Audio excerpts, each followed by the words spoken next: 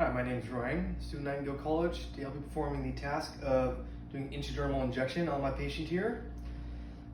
First we'll check the EHR and make sure we got the correct supplies. We're going to be doing injection of tuberculin, and we need a syringe. Our syringe is supposed to be 1 milliliter, 29 to 30 gauge, and ½ inch. We're supplied with is a 25 gauge, 5/8 inch, so that's what we'll work with here.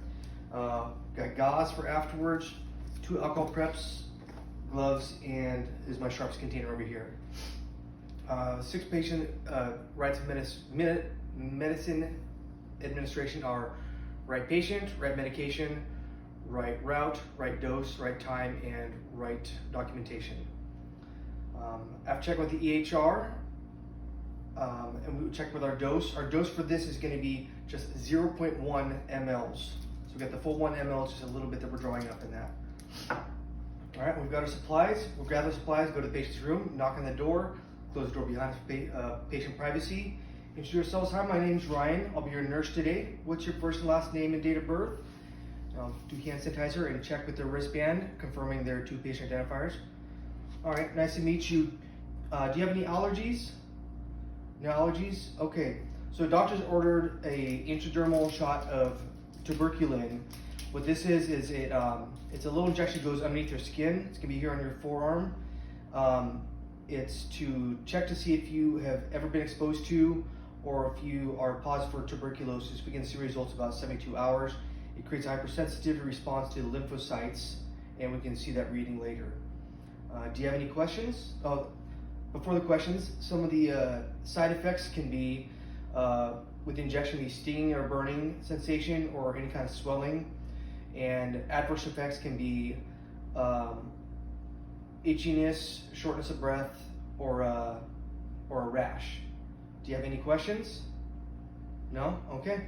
So I'll do perform hand hygiene, and I'll put on my gloves.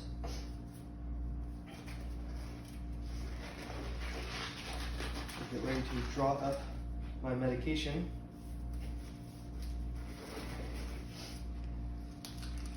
So I pop the top of my vial. This would be a new vial. Clean the top of it with the alcohol. Let that dry.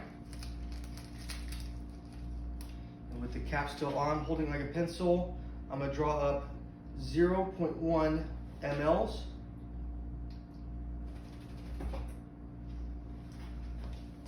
And 0.1 mLs. And now it's dry. I'm going to remove the cap. Turn it upside down. Steals it. Inject it without bending the needle. Inject the 0.1 mLs of air in. Invert it. Draw up 0.1 mLs of tuberculin. Looks good. There's no air bubbles. You don't have to tap it at all. 0.1 mLs. I'm going to recap it so I can prep the patient. There's no scoop method here. Recap. Put that down. So I'm going to measure on the patient. It's going to be on the forearm. It'd be 3 finger lengths below the antecubital and about a full hand length above the wrist. And already measured it on our patient here.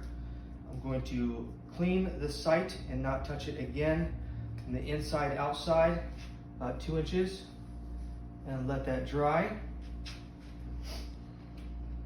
I'll be looking for any, before I clean that, I'll be looking for any abnormalities in the skin, any redness, any lacerations, anything like that. And if it was, I'd go for a different site, or from there, I would even look on the upper back.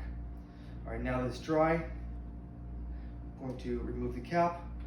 Hold it in my dominant hand, bevel up, and without touching where I've cleaned, I'm going to use my non-dominant hand to make the skin taut, and turn it about a 5 to 15 degree angle.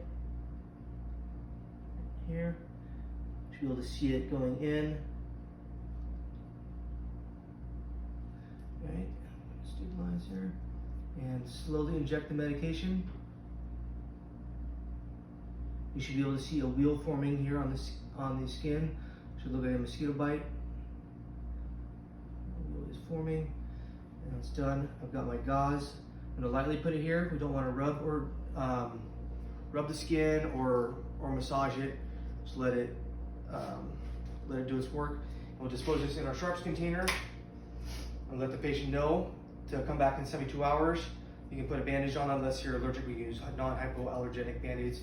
I'm going to get rid of my trash, take my gloves off, dispose those in the trash, perform hand hygiene, document what I've done, and voila, we've done an intradermal injection.